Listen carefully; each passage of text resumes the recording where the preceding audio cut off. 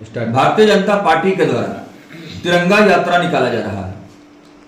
इस तिरंगा यात्रा में आप लोग सभी जगहों पर जा रहे हैं। मौजूदा जो हालात है सर, क्या कुछ कहेंगे? तिरंगा यात्रा निकालने का मुख्य उद्देश्य क्या है?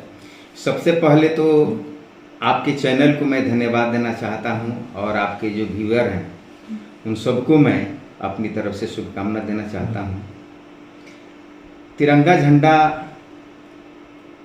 देश के शौर्य जो हैं, हमारी सेना, उनके सम्मान में निकाला जा रहा है।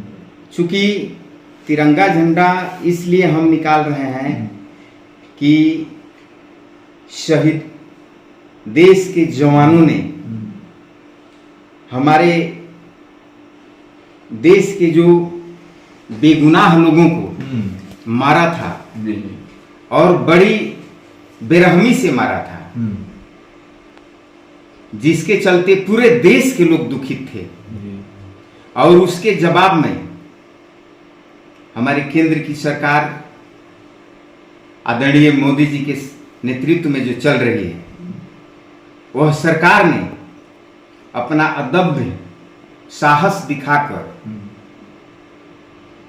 पाकिस्तान में घुसकर उग्रवादियों को मारने का जो काम किया और हमारे देश की सेना ने जो अपना साहस दिखाया, इसलिए उनके सम्मान में पूरा देश आज तिरंगा झंडा से सम्मान कर रहा है और अपने देश के सेना को हम लोग सलामी दे रहे हैं। अच्छा, एक बात सर, हाल ही में अभी देखा जा रहा है कि ज्योति नाम की कोई है जो अपने ही देश की है और यहाँ की खुफिया बातें मतलब पाकिस्तान तक पहुँचाती थी, जैसा कि लोगों का कहना है या फेसबुक के माध्यम से हम लोग देख रहे हैं, है ना। तो लोग कह रहे हैं एक प्रकार से कि मतलब कि गद्दार तो मतलब अपने ही देश में इस प्रकार के हैं।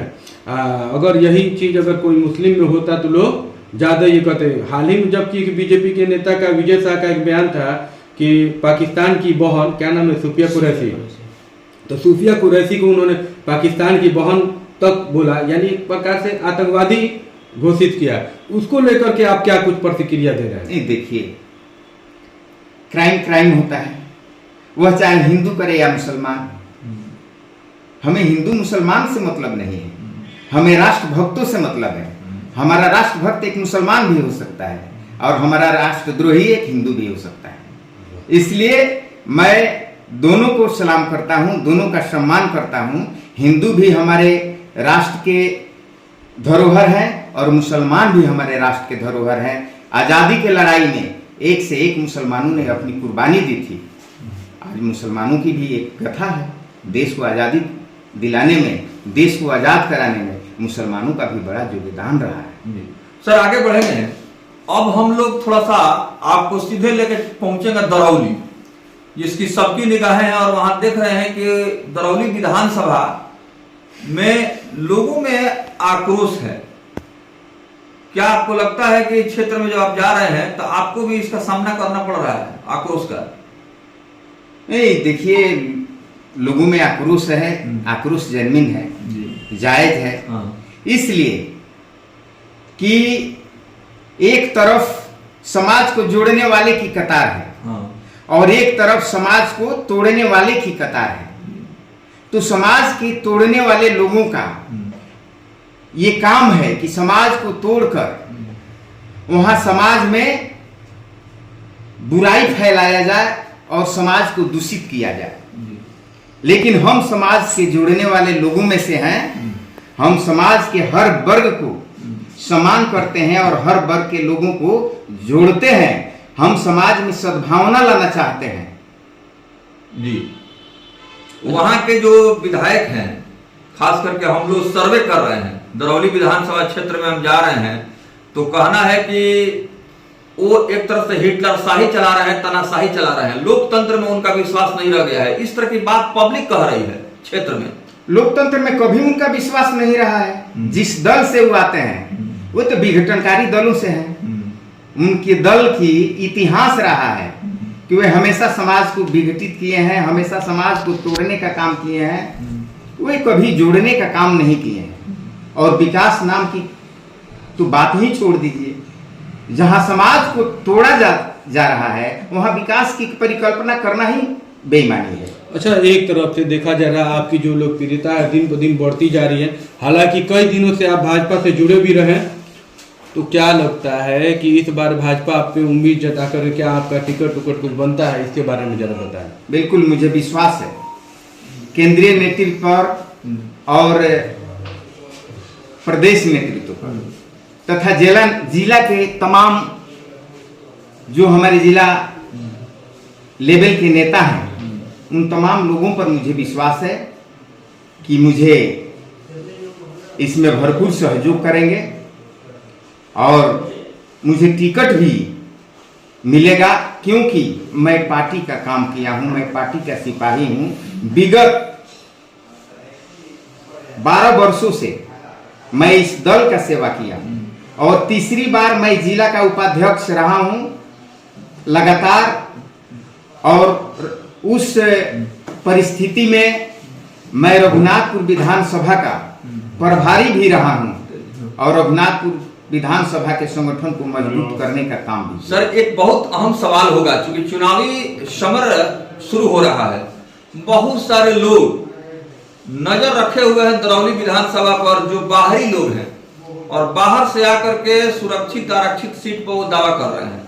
दरौली के लोग उनको जानते पहचानते भी नहीं हैं और वो कह रहे हैं कि भाजपा का मैं उम्मीदवार बनूंगा। ऐसे लोगों के लिए क्या कहेंगे आप? देखिए,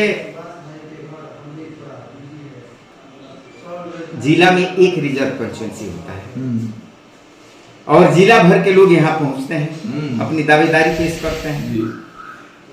ये लोकतंत्र है, इस अधिकार को मैं कैसे मिटा सकता हूं? लेकिन आप मीडिया के बंधु हैं, आप सुने भी होंगे पत्रिका और सोशल मीडिया के माध्यम से अंदर के हमारे भारतीय जनता पार्टी के सम्मानित अध्यक्ष ने ये घोषणा किया है, अपना स्टेटमेंट दिया है कि बाहरी लोगों को बर्दाश्त नहीं किया जाएगा।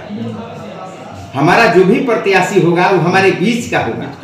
इसलिए दरौली विधानसभा का प्रत्याशी होगा तो लड़ाई में मजा आएगा, लड़ाई बढ़िया से यहाँ की जनता लड़ेगी, उत्साह से लड़ेगी।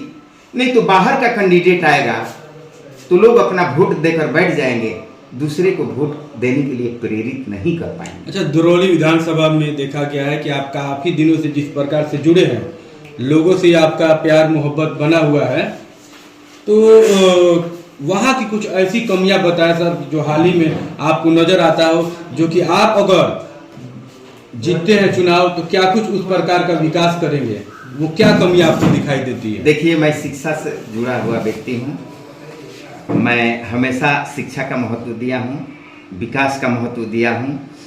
विकास और शिक्षा से कोई समझौता मैं नहीं करूँगा। अगर पार्टी मुझे टिकट देती है तो मजबूती के साथ लड़ूंगा और एक और तोड़ वोट से मैं अपने विपक्षी को हराने का काम करूंगा और क्षेत्र में जो भी विकास का राशि आएगा मेरे मद से, उन तमाम मद के अलावा दूसरे के मद से भी मैं विकास का काम कराऊंगा और खासकर जो भ्रष्टाचार है स्थानीय प्रशासन में उसको समूल नष्ट करने का काम करें। सर, अंतिम सवाल आपसे, दरौली विधानसभा से जो दावेदारी हो रही है, सवाल यहाँ यह भी है कि वहाँ के वर्तमान विधायक कहते हैं कि थाना का, ब्लॉक का, अधिकारियों का, पदाधिकारियों का घेराव हम लोग करते हैं। भाजपा के लोग मुसीबत में नहीं आते हैं, थाना घेरने नहीं आते हैं, हम लोग थाना का घेराव करते हैं, इसलिए हम लोग के ऊपर मुकदमा हो जाता है।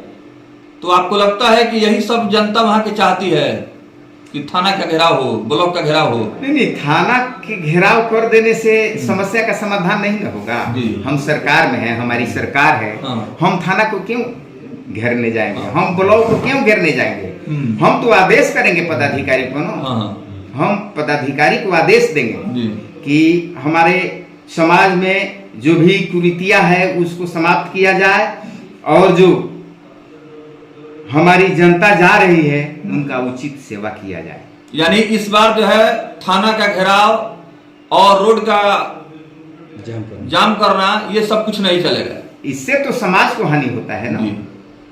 इससे समाज को हानि होता है। इससे अलग हट करके दरौली की जनता इस बार जो है जी बिल्कुल कुछ करेगी। शांति अमन चैन से हाँ हम लोग काम करते हैं, और दरौली की जनता जो है बहुत जागरूक जनता है। मैं उनका सम्मान करता हूँ, जी। मैं उनको सलाम करता हूँ, मैं उनको नमस्कार और प्रणाम करता हूँ। वे लोग अमन चैन की जिंदगी जीना चाहते हैं। ये उनकी इच्छा है कि ऐसा माहौल बने। हाँ बिल्कुल, उनकी इच्छा है कि यहाँ शांतिपूर्ण वातावरण में ही यहाँ की जनता अमन चैन से रह सकती है, और विकास की गति को बढ़ावा मिल सकता है, विकास की गति को पंख लग सकता है। क्या कुछ अपील कीजिएगा दरौली की जनता से, क्या कुछ कहिएगा? दरौली की जनता को मैं सलाम करता हूँ, प्रणाम करता हूँ, और साथ ही साथ निवेदन भी करता हूँ कि आने वाले चुनाव में सोच समझकर एनडीए के पक्ष में मतदान करेंगे, और वहाँ एनडीए के प्रत्याशी को जिताने का काम करेंगे। ठीक।